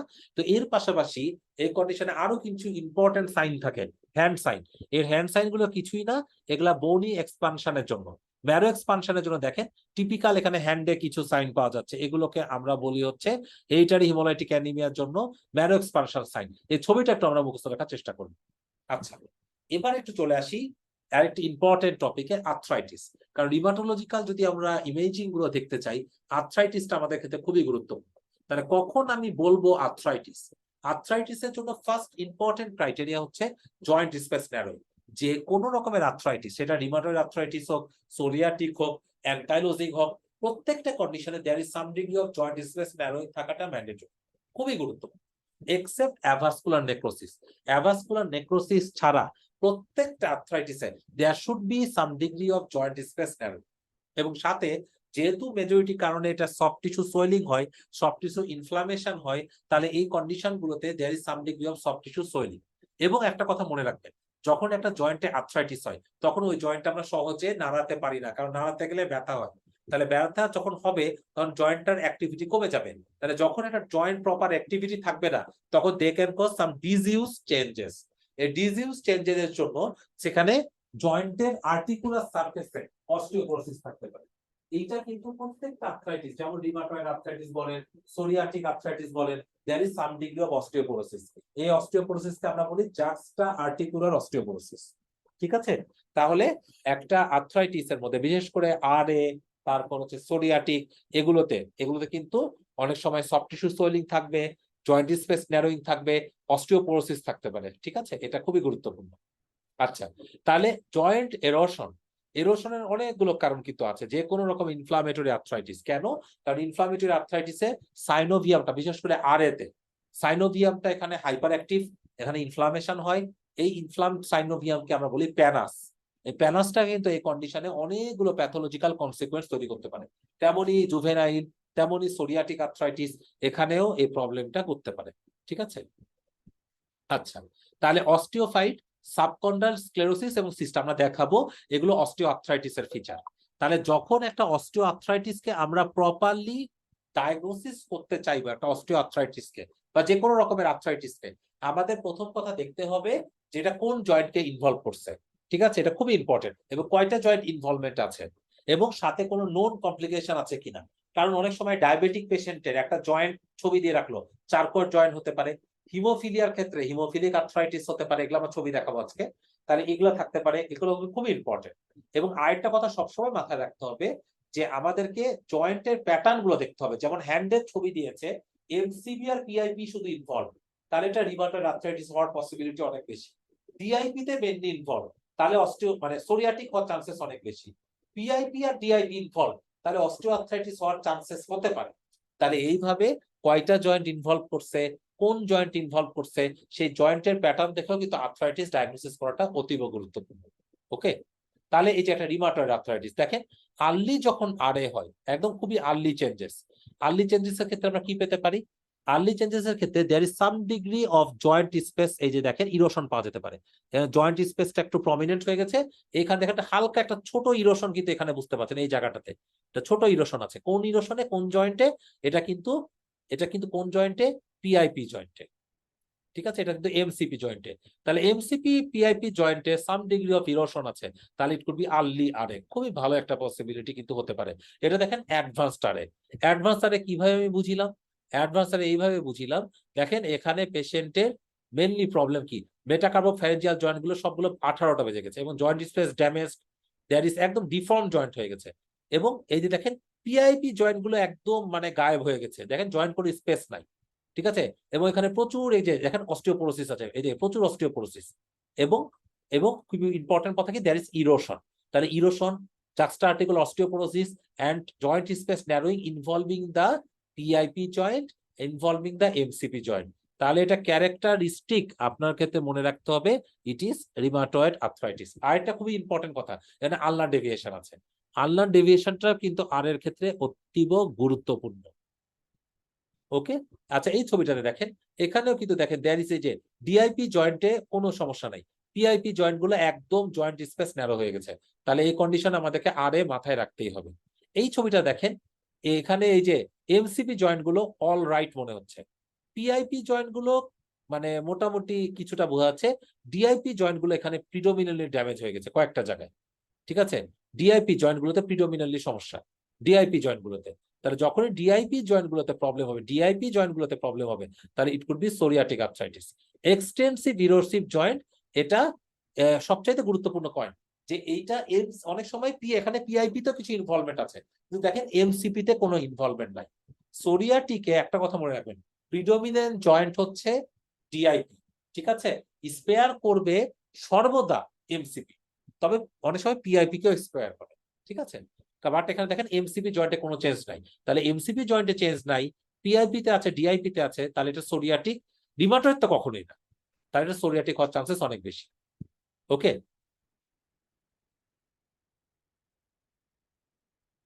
এইখানে দেখেন, এখানে কি প্রবলেম, এই ছবিতে কি প্রবলেম হচ্ছে, পেশেন্টের দুটো জয়েন্ট ইনভলভমেন্ট আছে। পেশেন্টের দেখেন পিআইপি তেও একটু ইনভলভমেন্ট আছে, ডিআইপি তে ইনভলভমেন্ট আছে।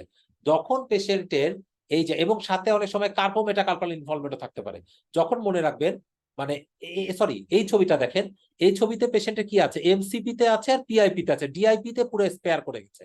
কিভাবে বুঝলেন একটু দেখি। এই যে প্রত্যেকটাতে, এই যে প্রত্যেকটা এমসিপি জয়েন্ট গুলো একদম 12টা বেজে গেছে, ঠিক আছে। পিআইপি জয়েন্ট গুলো একদম 12টা বেজে গেছে। ডিআইপি জয়েন্টে মোটামুটি জয়েন্ট স্পেস ভালোই বোঝা যাচ্ছে, সবই অলরাইট মনে হচ্ছে।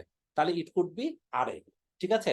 তাহলে যখনই দেয়ার ইজ এমসিবি আর পিআইপি ইনভলভমেন্ট থাকবে, এমসিবি এন্ড পিআইপি ইনভলভমেন্ট আছে, ড্যামেজ আছে, ইরোসিভ চেঞ্জেস আছে, তাহলে it could be rheumatoid arthritis, ঠিক আছে। আর যখন ইনভলভমেন্ট, দেখেন এখানে এমসিবি জয়েন্টে কোনো রকম সমস্যা নেই, MCB joint is absolutely alright. Problem কোথায় আছে? প্রবলেম আছে মেনলি, এই যে ডিস্টাল জয়েন্ট গুলোতে, সাথে কিছু পিআইপি ইনভলভমেন্টও আছে। তাহলে এটা কিন্তু বেশি পসিবিলিটি সোরিয়াটিকার দিকে চলে যাবে। এটা অস্টিওআর্থ্রাইটিস। দেখেন অস্টিওআর্থ্রাইটিসের দুটা ক্রাইটেরিয়া। এটা অনেক সময় যে কার্পো মেটাকার্পাল জয়েন্ট গুলো ইনভলভ করে, এই যে এই জয়েন্টটা, এই জয়েন্টে একটা ভালো ইনভলভমেন্ট থাকে, টিপিক্যাল কার্পো মেটাকার্পাল জয়েন্ট, এবং খুবই প্রেডিলেকশন থাকে দুটা জয়েন্টের প্রতি। একটা জয়েন্ট থাকে হচ্ছে এই যে পিআইপি আর ডিআইপি। তাহলে পিআইপি আর ডিআইপি গুলো দেখেন পুরো ড্যামেজ হয়ে গেছে এই কন্ডিশন গুলোতে। হ্যাঁ, কার্পো মেটাকার্পাল জয়েন্ট, এই জয়েন্ট গুলোতে অনেক সময় একটা চেঞ্জেস থাকতে পারে। অনেক সময় এখানে নডিউল থাকে, একটা বনি নডিউল। এটাকে পিআইপি জয়েন্টে থাকলে এটাকে আমরা বলি হচ্ছে বোসার নডিউল, ডিআইপি জয়েন্টে থাকলে হেবার্ডেন নডিউল বলি। তাহলে এটা কিন্তু অস্টিওআর্থ্রাইটিসের গুরুত্বপূর্ণ। বাট দিস কথা হচ্ছে পিআইপি ডিআইপি ইনভলভমেন্ট সাথে অনেক সময় কার্পো মেটাকার্পাল জয়েন্টে আপনি অস্তিত্ব এখানে খুঁজে পাচ্ছেন, ইট কুড বি অস্টিওআর্থ্রাইটিস। যদি প্রিডোমিনেন্ট ইনভলভমেন্ট ডিআইপি জয়েন্টে থাকে সোরিয়াটিক, যদি এমসিবি পিআইপি তে চেঞ্জ থাকে তাহলে আরএ। তাহলে এইভাবে প্যাটার্ন গুলো মনে রাখবেন। অনেক সময় অস্টিওআর্থ্রাইটিস আরেকটা সাইন থাকে, নাম হচ্ছে গাল উইং সাইন। দেখেন এখানে এই যে ইয়েটা, পাখিটা যেইভাবে একটা এখানে একটা উইং এর মতো একটা সাইন আসছে না, এই সাইনটা অনেক সময় এদের জয়েন্টের মধ্যে, দেখেন এই জায়গাটাতে ওই যে পাখির উড়ার মতো একটা সাইন, এই জায়গাটাতে একটু বুঝতে পারছি, এই যে এই জায়গাটাতে পাখির উড়ার মতো, দিস ইজ কল গাল উইং সাইন। গাল উইং সাইনও কিন্তু পিআইপি ডিআইপি তে থাকতে পারে, ক্যারেক্টারিস্টিক অফ অস্টিওআর্থ্রাইটিস, ঠিক আছে। এই জয়টাতে দেখেন এখানে আসলে যে তেমন যে অ্যাবনরমালিটি মনে হচ্ছে তা না, মেনলি যেটা দেখতে পাচ্ছি extensive, there is some bony deformity, obvious bony deformity, বা যে চেঞ্জটা দেখতে পাচ্ছি এক্সটেন্সিভ সফট টিস্যু ক্যালসিফিকেশন। তাহলে যখন দেয়ার ইজ সাম মানে বোনি ডিফর্মিটি, বোনটা একটু স্ক্লেরোড্যাক্টাইলের মতো মনে হচ্ছে, সাথে এক্সটেন্সিভ ক্যালসিফিকেশন আছে, আমাদেরকে অবশ্যই স্ক্লেরোডার্মা চিন্তা করতেই হবে, ঠিক আছে। তাহলে systemic sclerosis, extensive calcification scleroderma কিন্তু প্রেজেন্ট করতে পারে। আচ্ছা, এরপরে একটা পসিবিলিটি হচ্ছে অস্টিওআর্থ্রাইটিস। অস্টিওআর্থ্রাইটিসের ক্ষেত্রে 4টা ফিচার সবসময় মনে রাখবো, ঠিক আছে। তাহলে কি কি ফিচার মনে রাখবো? যখন একটা নর্মাল নি জয়েন্টের মধ্যে স্পেসটা অ্যাবসলিউটলি থাকে, যখন অস্টিওআর্থ্রাইটিস হয় প্রথম ক্রাইটেরিয়া জয়েন্ট স্পেসটা ন্যারো হয়ে যায়। দেখেন there is some degree of joint space narrowing, ঠিক আছে। তাহলে এখানে some degree of joint space narrowing, তাহলে জয়েন্ট স্পেসটা এখানে ন্যারো হয়ে গেছে। এবং এখানে দেখেন দেয়ার ইজ প্রমিনেন্ট এই কন্ডিশনে কিন্তু স্ক্লেরোসিস আছে, দেখেন উপরে স্ক্লেরোসিস নিচে স্ক্লেরোসিস, এবং এখানে একটা প্রমিনেন্স, আরেকটা প্রমিনেন্স বুঝতে পারছেন এখানে এই যে এই জায়গাটাতে। তাহলে এখানে অস্টিওফাইট, নতুন বোন ফর্মেশন হতে পারে, ঠিক আছে। তাহলে যে কোনো অস্টিওআর্থ্রাইটিসের ক্যারেক্টারিস্টিক ফিচার 4টা। একটা জয়েন্ট স্পেস ন্যারোইং, দেখেন জয়েন্ট স্পেস ন্যারো হয়ে গেছে। 2 নাম্বার এখানে মার্জিনাল জায়গাটাতে এরকম থাকার কথা ছিল, বাট এখানে স্ক্লেরোসিস সাদা হয়ে গেছে, there is some degree of sclerosis, there is some bony prominence, osteophyte. আর এখানে দেখেন একটা কালো জায়গা পাচ্ছেন, এটাকে বলা হয় সাবকন্ডাল সিস্ট।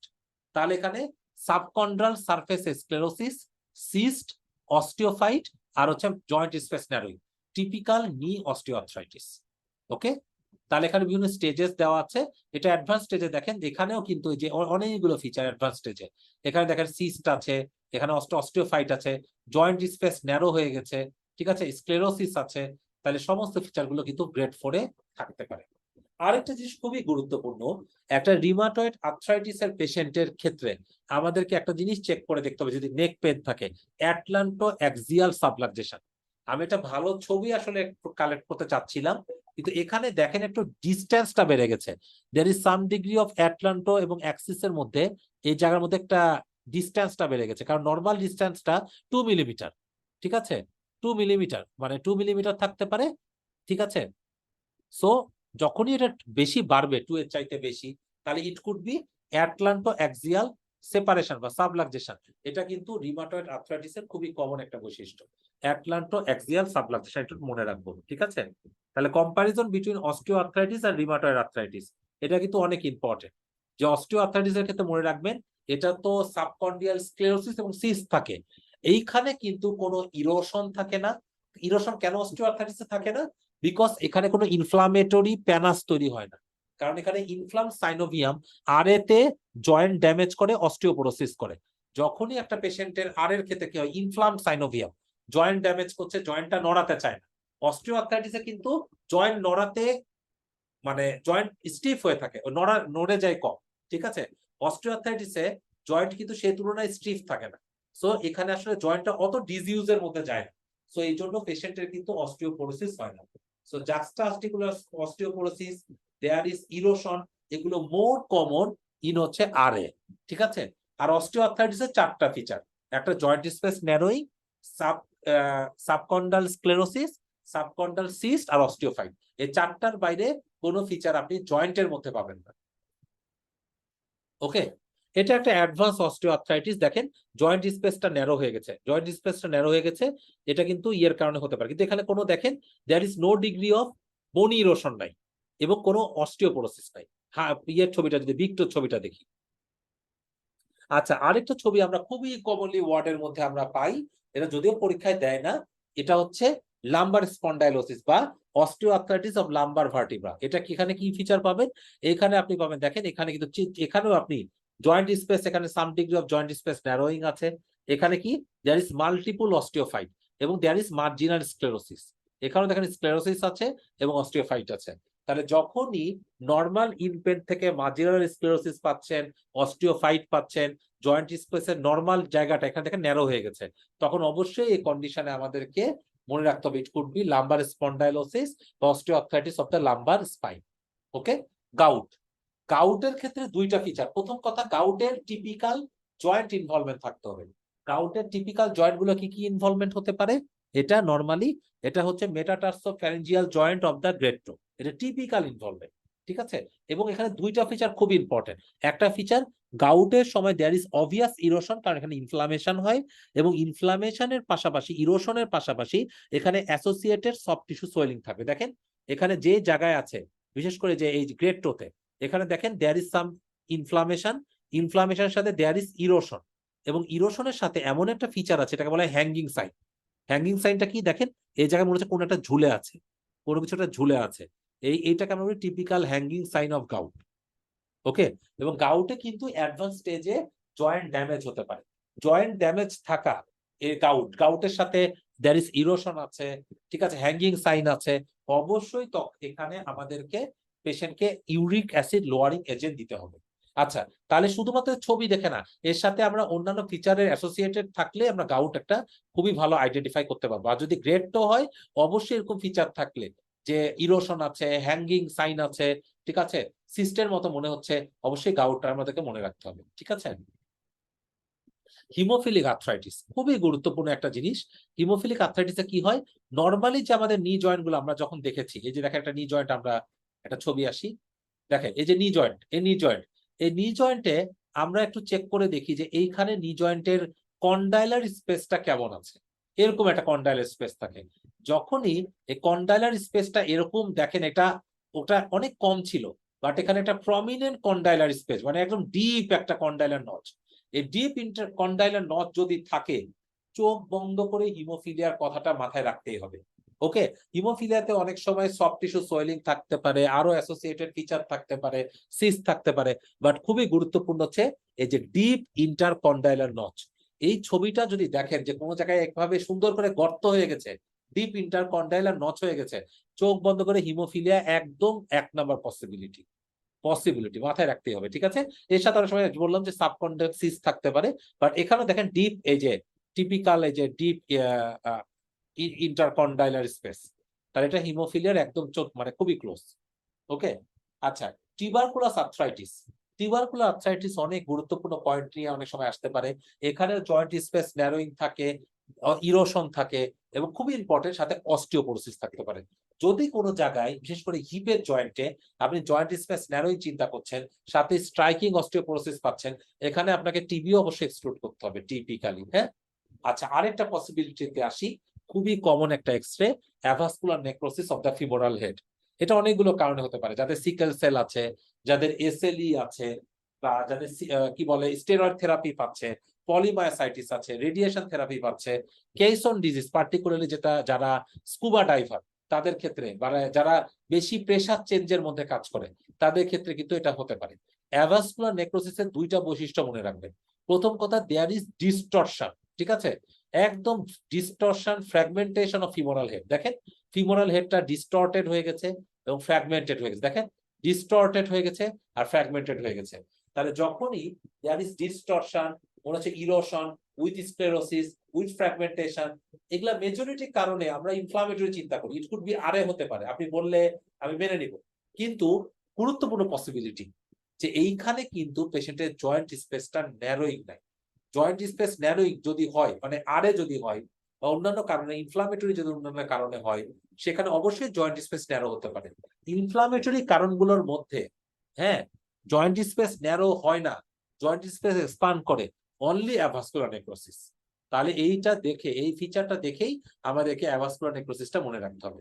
অ্যাভাসকুলার নেক্রোসিস দেখেন, এটাও টিপিক্যাল একটা অ্যাভাসকুলার নেক্রোসিস, ঠিক আছে। জয়েন্ট স্পেসটা প্রমিনেন্ট, ফিমোরাল হেডটা দেখেন ইরেগুলার, এবং there is some degree of sclerosis. এই অ্যাভাসকুলার নেক্রোসিস যদি বাচ্চাদের ক্ষেত্রে হয় তাহলে এটাকে বলে পার্থেস ডিজিজ, ঠিক আছে। Avascular necrosis of the femoral head in case of children, এটা হচ্ছে পার্থেস ডিজিজ। ওকে, এটা আমার সবসময় মনে রাখার চেষ্টা করব। আচ্ছা, এখন একটা জিনিস সবসময় মনে রাখতে হবে, একটা সেকেন্ড।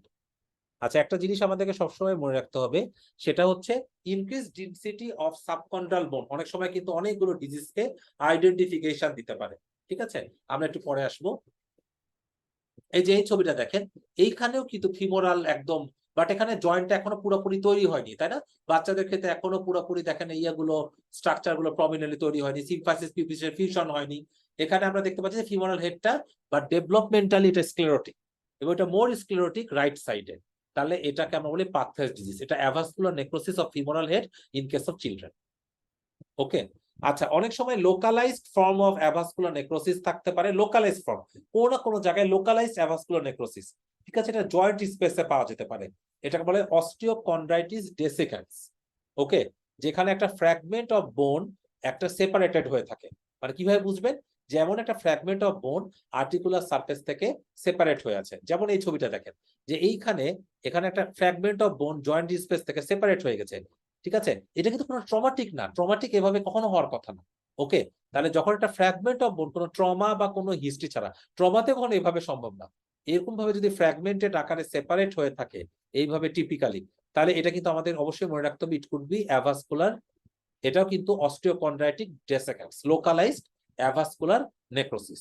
ওকে, এটা দরকার নাই, এটা ল্যাটারাল আর মিডিয়াল লেমেন্টস কাছে ইনজুরি প্রয়োজন নাই। আচ্ছা, অনেক সময় এই ফিমোরাল মানে এপিফাইসিসটা সরে যেতে পারে।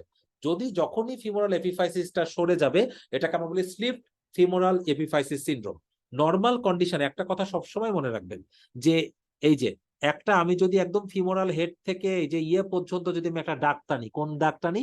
একদম lateral border of the femoral neck থেকে যদি আমরা একটা দাগ টানি, এই দাগটা সবসময় ফিমোরাল হেডকে একটা মানে কোনো না কোনো জায়গায় একটা ডাইসেক্ট করবে, মানে এটার কিছু অংশ উপরে থাকবে।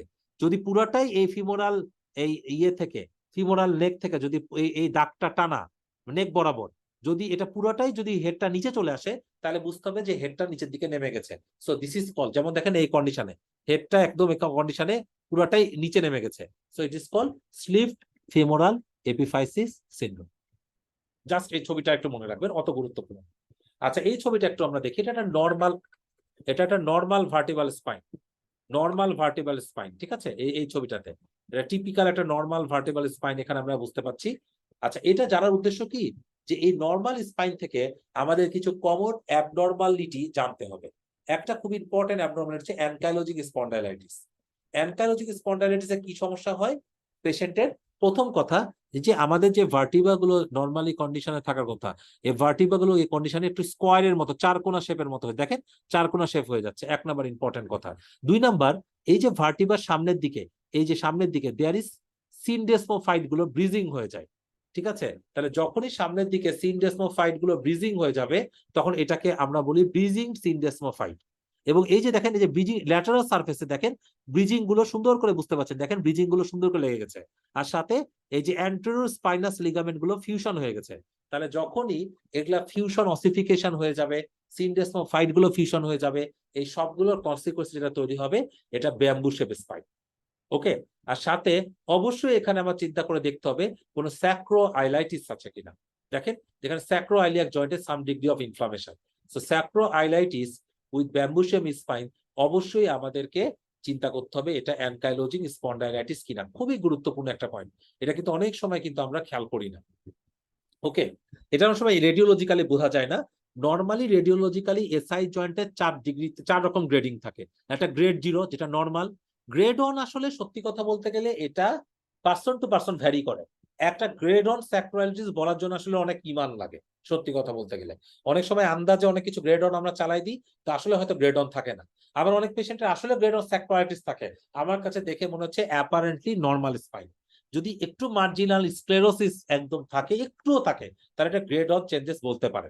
কিন্তু যদি এই মার্জিনাল স্ক্লেরোসিসটা একদম ডেফিনিট চেঞ্জেস থাকে, ঠিক আছে, কিন্তু জয়েন্ট স্পেসে কোনো চেঞ্জ নাই, দেয়ার ইজ ডেফিনিট স্ক্লেরোসিস, যেমন আগের ছবিতে দেয়ার ইজ ডেফিনিট স্ক্লেরোসিস, কিন্তু জয়েন্ট স্পেসে কোনো, দেখেন জয়েন্ট স্পেসটা অ্যাবসলিউটলি প্রমিনেন্ট আছে, জয়েন্ট স্পেসে কোনো সমস্যা নাই, ডেফিনিট স্ক্লেরোসিস বা জয়েন্ট স্পেসে কোনো সমস্যা নাই, এটাকে আমরা বলি গ্রেড 2 স্যাক্রোআইলাইটিস। জয়েন্ট স্পেস ন্যারো হয়ে গেছে, ন্যারো হয়ে গেছে, কিন্তু এখনো কোনো না কোনো জায়গায় মানে পুরোপুরি অবলিটারেশন হয় নাই, তাহলে এটা গ্রেড 3। আর যখন জয়েন্ট স্পেস একদম দেখতে পারবে না, পুরো অবলিটারেটেড, এটা গ্রেড 4 স্যাক্রোআইলাইটিস। তাহলে গ্রেড 4 স্যাক্রোআইলাইটিস আর 3 স্যাক্রোআইলাইটিস ডায়াগনোসিস করা কিন্তু রেডিওলজিক্যালি খুবই সোজা। গ্রেড 3 তে আপনি জয়েন্টটাতে সাম ডিগ্রি অফ দেখবেন যে কিছু জায়গায় জয়েন্ট স্পেসটা নাই হয়ে গেছে বা খুবই ওয়াইডেন হয়ে গেছে, হ্যাঁ, তাহলে এটাকে আমরা বলবেন পার্শিয়াল অ্যানকাইলোসিস। আর যদি একদম জয়েন্টটা পুরা ফিউশন হয়ে যায়, এটা কমপ্লিট অ্যানকাইলোসিস গ্রেড 4। ওকে, একটা এমআরআই ছবি দেখলে আরো ক্লিয়ার বুঝতে পারবেন। এমআরআই ছবিতে দেখেন গ্রেড 0, এসআই জয়েন্টে কোনো অ্যাবনরমালিটি নাই। গ্রেড 1 আসলে সাসপিশিয়াস, গ্রেড 1 বলাটা খুবই কঠিন সত্যি কথা বলতে গেলে, বললাম না অনেক ইমান লাগে। গ্রেড 3 দেখেন এখানে একদম প্রমিনেন্ট, এটা সিটি স্ক্যানে, এটা CT scan of the CT scan না, এটা মনে হয় ইয়ে, তাহলে এখানে দেখেন typically there is some degree of sclerosis, চমৎকার স্ক্লেরোসিস এখানে বুঝতে পারছেন। ওকে, আর এখানে গ্রেড 3 দেখেন স্ক্লেরোসিস ছিল, জয়েন্ট স্পেস কিছু কিছু জায়গায় ফিউশন হয়ে গেছে, দেখেন এখানে ফিউশন হয়ে গেছে, এখানে ফিউশন হয়ে গেছে, বাট এখনো পুরো জায়গায় ফিউশন হয় নাই। আর গ্রেড 4 মানে দেখেন পুরা ফিউজড, কোথাও কোনো গ্যাপ নাই। সো এই জিনিসটা দেখে গ্রেড 3 গ্রেড 4 আমাদেরকে ইয়েটা আলাদা করতে হবে। স্যাক্রোআইলাইটিস এবং ব্যাম্বু শেপ স্পাইন, এত কথা বলার উদ্দেশ্য কি, এদের সাথে খুবই ক্লোজ একটা পসিবিলিটি থাকতে পারে, নাম হচ্ছে ডিফিউজ ইডিওপ্যাথিক স্কেলেটাল হাইপারস্টোসিস বা ডিশ। ডিশের সাথে সবচাইতে কমন কনফিউশন হতে পারে ব্যাম্বু শেপ স্পাইনে। দেখেন এটার পার্থক্য একটাই, যে ডিশটা অনেকটা মোমবাতির মতো, মোমবাতি গলে গেলে মোমবাতি থেকে দেখেন না যে ওখানে মোমগুলো এই কর্নারে লেগে থাকে, ডিশ অনেকটা এরকম, এবং এটা অ্যাসিমেট্রিক্যাল। দেখেন এটা কিছু না কিছু ভার্টিবার সামনের দিকে অসিফিকেশন অ্যান্টেরিয়রলি হবে, কিন্তু এটা এসআই জয়েন্টের মতো চমৎকার না। দেখেন এটা অ্যাসিমেট্রিক্যাল অ্যাবনরমাল একটা অসিফিকেশন, হ্যাঁ, এটা কয়েকটা ভার্টিবার মধ্যে থাকবে, এমন না যে সবগুলো ভার্টিবা ইনভলভমেন্ট হবে, 3-4টা ভার্টিবা অ্যাডজাসেন্ট আছে, তাহলে এটা টিপিক্যাল ডিশ। এসআই যদি মানে অ্যানকাইলোজিক স্পন্ডাইলাইটিস হয়, তাহলে এখানে টিপিক্যাল ব্যাম্বু শেপ স্পাইন, এটা কিন্তু লাম্বারের সাথে একটা বড় অংশ কিন্তু ইনভলভ করতে পারে। ওকে, তাহলে দেখেন আরেকটা খুব ইম্পর্টেন্ট, যেখানে কোন রকম ডিস্কের সমস্যা থাকবে না, এসআই জয়েন্টেও কোন রকম অসুবিধা থাকবে না ইন ডিফিউজ ইডিওপ্যাথিক স্কেলেটাল হাইপারস্টোসিস। তাহলে এখানে দেখেন টিপিক্যাল একটা ব্যাম্বু শেপ স্পাইন, দেখেন টিপিক্যাল ব্যাম্বু শেপ, একদম সুন্দর করে বুঝতে পারছেন, ঠিক আছে। আর ডিশে দেখেন একটা লোকালাইজড কয়েক জায়গায় আছে, লোকালাইজ, এখানে একটা লোকালাইজ একটা ডিশ আছে এই জায়গাটাতে, হ্যাঁ, তাহলে এটা হচ্ছে লোকালাইজড, এটা হচ্ছে খুবই গুরুত্বপূর্ণ পয়েন্ট। দেখেন এই যে মোমবাতি যেভাবে মোম গলে পড়ে, এটা অনেকটা এরকম। তাহলে ডিশ মানে কি, লাস্ট সিন্ডোসমোফাইট, জয়েন্ট স্পেসে কোনো সমস্যা নাই, এসআই জয়েন্টে কোনো সমস্যা নাই, ওল্ড এজে থাকতে পারে, আর ব্যাম্বু শেপটা টিপিক্যালি মনে হবে না। ওকে, তাহলে দিস ইজ টিপিক্যাল। দেখেন আর এখানে একদম ফিউশন, দেখেন পুরা ইয়েটা ক্যালসিফিকেশন অফ অ্যান্টেরিয়র লংগিচুডাল লিগামেন্ট, যে ইয়ের স্পেস গুলো কমে গেছে, পোস্টেরিয়র লংগিচুডাল লিগামেন্টটা ফিউশন হয়ে গেছে, ব্রিজিং সিনডেসমোফাইট আছে, একদম ব্যাম্বুর মতো লেগে গেছে। ঠিক আছে, so this is typically bamboo shape spine. তাহলে আমাদেরকে পরীক্ষার জন্য এবং ক্লিনিক্যাল লাইফে কোনটা ডিশ আর কোনটা অ্যানকাইলোজিং স্পন্ডাইলাইটিস একদম পুরা ক্লিয়ার কাট কনসেপ্ট কিন্তু থাকতে হবে। ঠিক আছে, তাহলে আমরা আজকে ক্লাস এই পর্যন্তই ছিল। আমরা আশা করি আজকের ক্লাস এখানেই শেষ করতে পারি। কারো কোনো প্রশ্ন থাকলে জিজ্ঞাসা করতে পারেন। আমার সাথে দুজন আছেন, কারো কোনো প্রশ্ন আছে?